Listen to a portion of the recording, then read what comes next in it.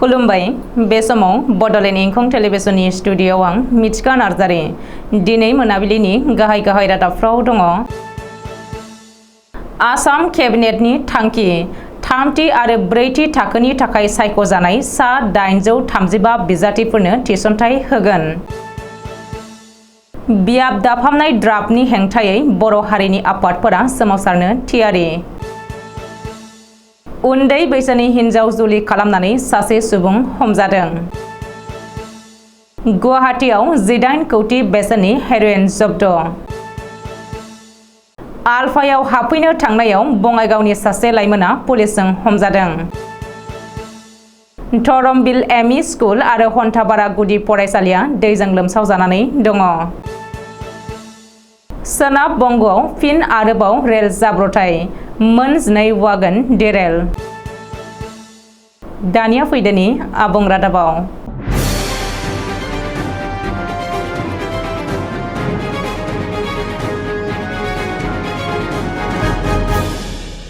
आसाम सरकारनि direct recruitment एबा थामथि आरो ब्रैथि थाखोनि सायख' आनजादाव सायख'जानायनि उनावबो थिसनथाइ मोननो हायि बिजाथिफोरनि थाखाय मोजां खौरां। स्टेट रिक्रुटमेन्ट कमिसननि बानजायनायाव खुंजानाय सायख' आनजादाव थामथि आरो ब्रैथि थाखोआव सायख'जानाय सा 835 बिजाथिफोरनो थिसनथाइ होनो आसाम सरकारनि केबिनेट मेलाव थांखि लाबाय। गिबि मन्थ्रि डक्टर हिमन्त बिश्व शर्मानि दैदेननायाव सनिबारखालि खुंनाय सप्तायारि केबिनेट मेलाव बे थांखिखौ लादों। गासै सा 835 बिजाथिफोरनि गेजेराव 198आ थामथि थाखोनि आरो 631निया ब्रैथि थाखोनि जागोन। सुलुङाव फोरमायथिनाय बायदिब्ला आसाम सरकारनि डाइरेक्ट रिक्रुटमेन्टआव सायख'जानायनि उनावबो माखासे बिजाथिफोरा साख्रियाव जयेन खालामैनि थाखाय थामथि आरो ब्रैथि थाखोनि माखासे मासिफोरा लांदां जानानै दङ। बेनिखायनो सायख' आनजादाव उथ्रिसार जानायनि उनावबो थिसनथाइ मोननो हायि बिजाथिफोरखौ लांदाङैनो थानाय बै मासिफोराव थिसनथाइ होनो थाखाय आसाम सरकारनि केबिनेट मेलाव थांखि लादों। आसामनि बियाब दाफामनायनि थाखाय बिसायख'थि आय'गआ फोसावनाय ड्राफ्टनि हेंथायै सोमावसारनो थियारि जादों बर' हारिनि गुबुन गुबुन आफाद आरो गौथुमफोरा। मानोना बिसायख'थि आय'गआ फोसावनाय ड्राफ्टआव उदालगुरि लकसभा बियाबनि मुङानो गैया। बेखौ नोजोर होनानै उदालगुरि जिल्ला एबसुनि मावख'आव सनिबारखालि बर' हारिनि गुबुन गुबुन आफादफोरा मोनसे जर'खा मेल सावरायदों। मख'नो गोनांदि बर' हारिनि गुबुन गुबुन आफादफोरा बिसायख'थि आय'गनि ड्राफ्ट फोसावनायखौ गनायनानै लाया होननानै हुमखि होदों। बेजों लोगोसे बिटिआर ओनसोलाव मोननै लकसभा बियाब दानानै होनो थाखाय दाबि खालामदों। मिथिनो हानाय बायदिब्ला मैयानि बे जर'खा मेलाव उदालगुरि लकसभा कन्स्टिट्युएन्सि डिमान्ड क'अर्डिनेशन कमिटि मुंनि मोनसे आफाद दानाय जायो।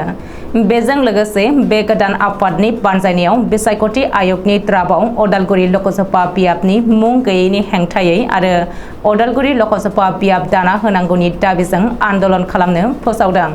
फोरमायथिनाय बायदिब्ला फैगौ 28 जुन खालि तामुलपुर, भेरगाव आरो उदालगुरियाव धरना हाबाफारि लागोन।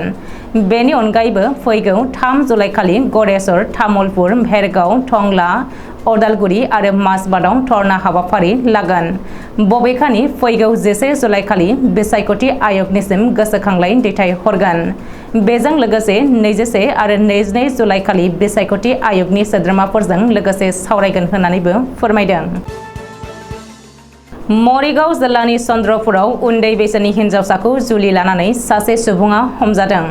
चन्द्रपुर सोनाब मायंनि टिपुजिजानाव सासे सुबुङा उन्दै बैसोनि हिनजावसाखौ जुलि लानायनि दायाव हमजादों। बबेखानि उन्दै बैसोनि हिनजावसाखौ जुलि लानानै हमजानाय सुबुंखौ 29 बोसोर बैसोनि अमर बिश्वास होननानै सिनायथिनो हादों। अमर बिश्वासआ 13 बोसोर बैसोनि सासे उन्दैसाखौ जुलि लादोंमोन। रिपर्ट बायदिब्ला पानिकाइटि गाव पन्चायतनि नेहाथारि प्रतिम हाजरिकानि एजार होनायखौ बिथा खालामनानै पुलिसआ अमर बिश्वासखौ एरेस्ट खालामदों।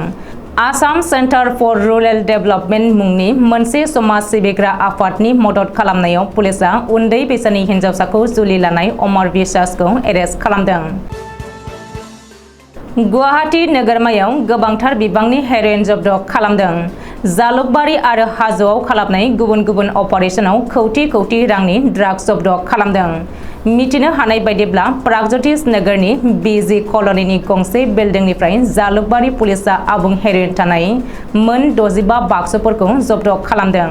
DIG Administrative Part Sarti Mohanto Kamrupni Additional SP Kailian Patok are Special Task Force Sungde STF ni tima Zotaye be Sapungsar Operation Kong Kalamdang Zalukbariyaw Pulisa Mon Doziba Bakso Bakangna Hanai Heroin Lirtaya Gasai Guzo Gram Sagan Report by Dipla AA01DT2876 Nomborni Toyota Portsnar Garijang Manipurniफ्राय हाजोआव गोबांथार बिबांनि drugs लाबोनायनि बागै स्रोद सुलुङाव खौरां मोननायनि उनावनो पुलिसआ operation खालामो। हाजो पुलिस आरो STF नि बे अपारेशनाव पर्सनार गारिनिफ्राय 1.3 केजि लिरथायनि आबुं हेर'इन सोनाय मोन 100 बाक्सुखौ जब्द खालामदों। बेजों लोगोसे मणिपुरनि आब्दुल हासान आरो मुस्ताक आली मुंनि सानै सुबुंखौबो पुलिसआ एरेस्ट खालामदों।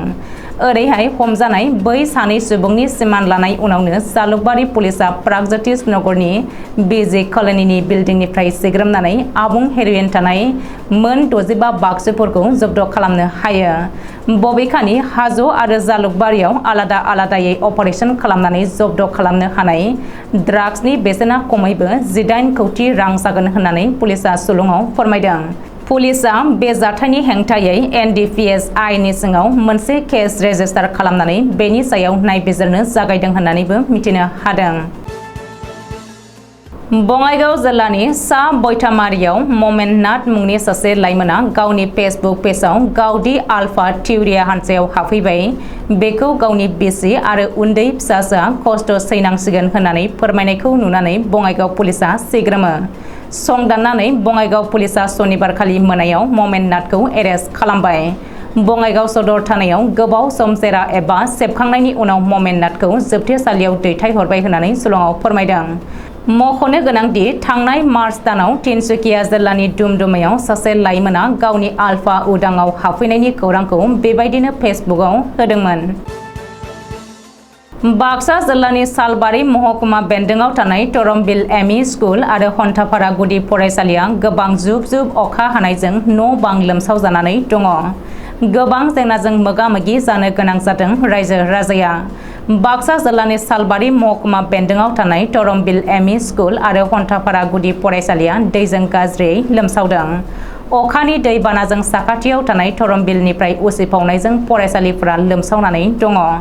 फरायसालिफ्रा गोबां जेंनाजों बे फरायसालियाव थांनो हायैनि जाहोनाव फोरोंगिरिफोरजों लोगोसे दिथागिरिफोराबो दुखु मोननाय फोरमायदों। बेजों लोगोसेयैनो रायजो नाङैनो जुब जुब अखा हानायजों गोबां ओनसोलावनो खहा जानायखौ नुनो मोननाय जादों। बेबायदिनो सालबारि रुपहि ओनसोलाव रुपहि दैमाया माखासे गामिफोराव दैबाना जानायखौ नुनो मोननाय जादों। रुपहि दैमानि उसिफावनाय दैया रुपहिनि सानजा राजाबिल ओनसोलनि गामियाव हाबनानै न' बां लोमसावदों।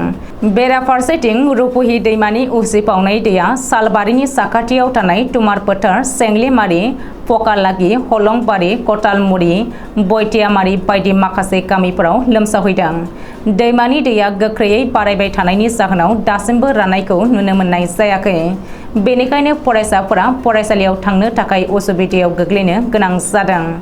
बेनिखायनो दै लोमनाय फरायसालि तमरबिल एमइ स्कुल आरो हन्थाफारा गुदि फरायसालिखौ बिटिआर सरकारा जाहाथे दै लोमनाय जेंनानिफ्राय उदां खालामनानै होनो थाखाय खावलायदों दिथागिरिफ्रा।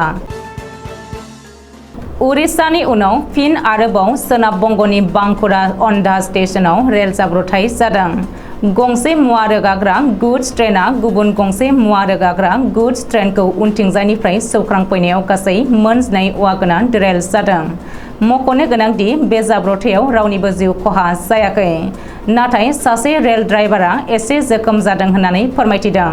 सानजा खोला रेलनि आद्रा डिभिजननि रेल सामलायगिरिया मिथिहोनाय बायदिब्ला जाब्रबथाय जानाय गंनैबो गुड्स ट्रेनआव जेबो मुवा गैयामोन एबा गंनैबो लांदांसैमोन। रबिबारखालि फुंनि 4 रिंगासोआव जादोंमोन बे जाब्रबथाया। मा जाहोननि थाखाय बे जाब्रबथाया जादों बेखौ नायबिजिरनो रेल बिफाना नायबिजिरगिरि अफिसार थिसनबाय होननानै मिथिहोदों। दिनै मोनाबिलिनि रादाबा एसेनोसै। गोजोन्थों।